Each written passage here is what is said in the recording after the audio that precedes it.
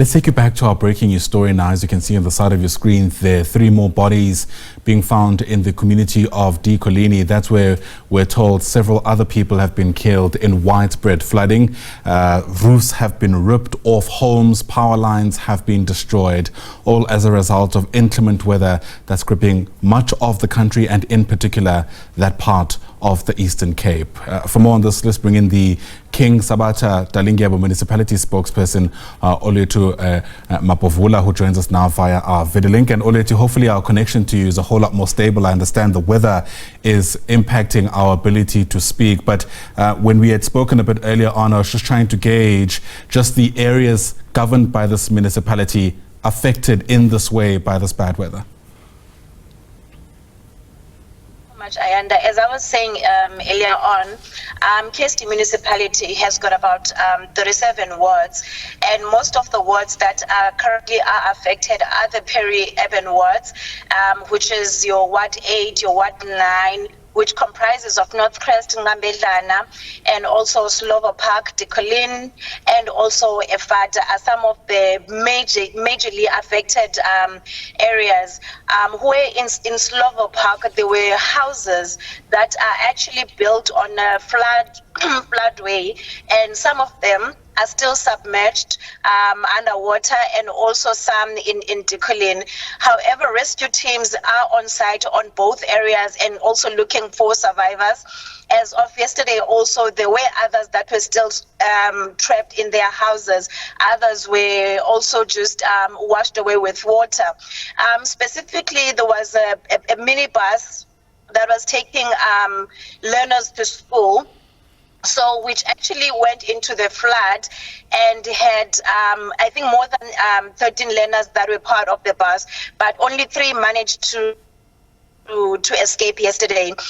And by the afternoon around 5, the rescuers hadn't found any other bodies until then this morning, that we are hearing that the rescuers are discovering more bodies. And so we are hoping that as the day continues and the weather clears, that we are going to find more people. So a number of people that have been displaced, it's about around 552 altogether in all these different areas. The KSD stretches to about Coffee Bay. So we haven't had anything from Coffee Bay and Mkanduli, but we know that there are people that have been affected, which is Mkanduli is mostly rural, but the mostly affected are here around Umtata, and hopefully they will get assistance as.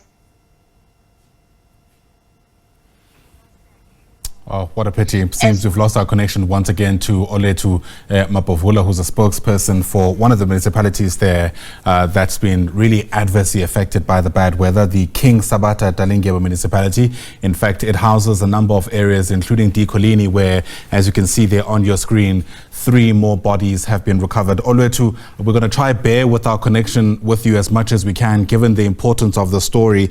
You were still just explaining to us the number of displacements, but allow me to ask you this question. You speak about rescue teams on the ground. Our reporter in Dikolini says it's actually ordinary residents who've taken it upon themselves to look for these bodies. No, that's not true. There are rescue teams that are coming from as far as East London, Port Elizabeth, and also Uitenhage, which arrived last night. The MECs as well, MEC for Education here, the Premier of the Eastern Cape is here. So it's not just residents, but residents are standby as look around. So it's about 552 altogether, the number that we have of people that are currently displaced around Umtata. So we don't know if the number will increase, but some of these people, they will be housed at the civic centers, the community halls, and some others in schools. I know that also the political leadership, as the day progresses, they will be visiting the families that have been displaced, that is, and also bringing them food parcels and clothes to wear, blankets, and all of that. Yeah. I heard the MEC speaking about the fact that part of what I suppose has exacerbated the loss, the human toll here, is the fact that a number of these homes have been built along floodplains. It's a sentiment you've also just repeated now. But something like that, Olwethu, doesn't happen overnight. I mean, when did the municipality become aware of this? The municipality has been aware. I mean, we all know that one of the disaster-prone the Eastern Cape. So they have been told a number of times to move.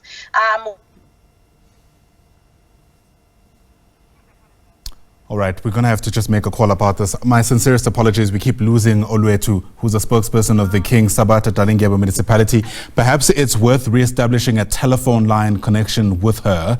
That might be a whole lot more stable, given the fact that I imagine the adverse weather conditions are impacting our ability to have some kind of video link with Olwethu at the moment. But we're going to try and stay as much as we can with this particular story, given its importance, and perhaps bring up some of the visuals that we've been able to collect for you over the past 24 to 48 hours. This is not live, but it really does tell a story of how we got here. The minibus that was missing for some time now being found earlier today, and that's a shot of the state of the vehicle. You can see some of the windows shattered.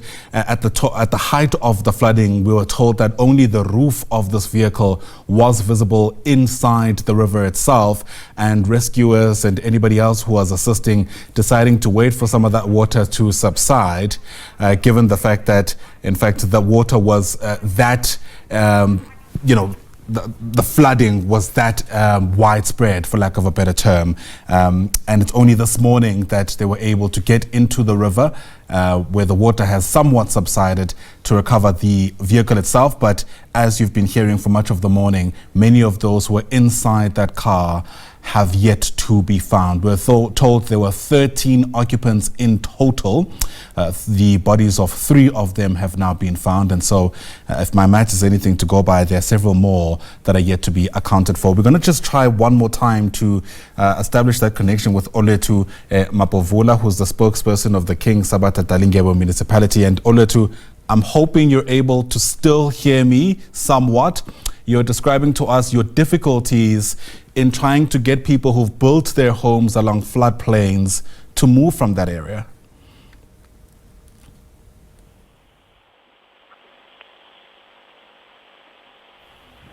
All right. Hello? All right, Olwethu, I'm not sure if you're able to hear us now. Just testing if you're able to hear me. Yes, I can hear you. I was just saying that the municipality has continuously warned people that are building houses over the floodplains, but there are certain things that sometimes are over our control, because as KSD Municipality, we are disaster prone, and this is a message that we always preach to people every year. As we know that between December and January, we do have the torrential rains that affect us as the municipality throughout KSD, throughout all 37 wards. And I do appreciate that this is a fast-moving story. Even now, we're getting reports of more bodies being found. Olwethu, what's your consolidated toll as this rescue operation continues? Including the other 3 that have been mentioned today, that will take us about to 11, because last night there were 8 people in total, and then plus the 3 that was discovered today. But I just want to clarify one thing, Ayanda, is that in the bus where there were 3 learners that escaped, we don't know the actual number of the occupants or that were part of that minibus taking the learners to Jumba Primary School. All right. And I suppose there's going to be all kinds of questions now about what happens next, Olwethu. This is just the first, we're told, of a number of cold fronts we can anticipate in this winter season. What's the municipality's approach, at the very least, to try and minimize the loss of life as we've seen over the past couple of hours? For now, Ayana, as I had said earlier on, is that we are trying to evacuate as many people as we can from all those low-lying areas. and put them in the places of safety. And then obviously the disaster management provincially and also of the district, they are part of the team.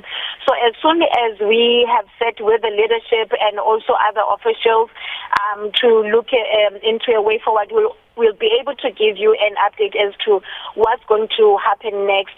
But for now, we are just appealing to people to be patient, because we understand that power lines, yes, they have been cut. There's no electricity. Network coverage is limited in some of the areas.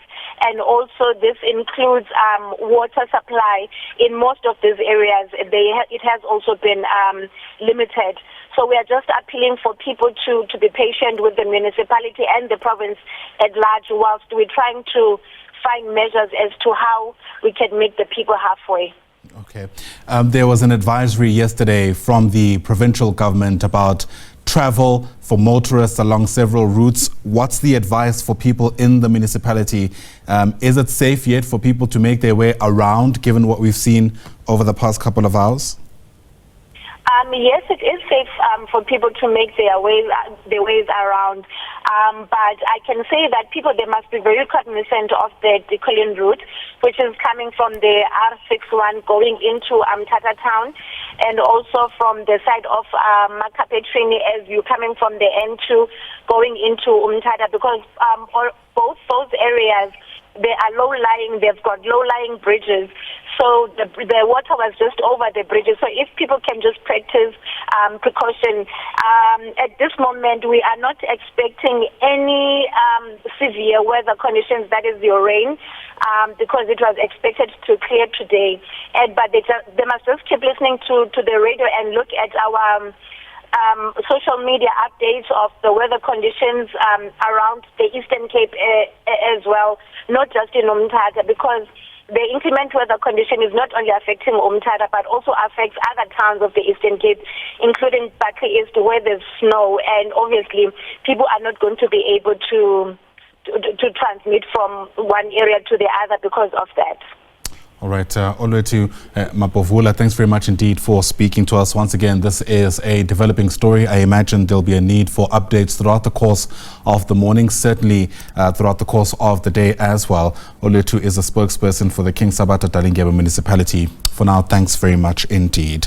And once again, there's continuous reports from people even on the ground about bodies being found. As soon as we're able to verify those for you, we'll certainly bring you those developments here on the SABC News Channel.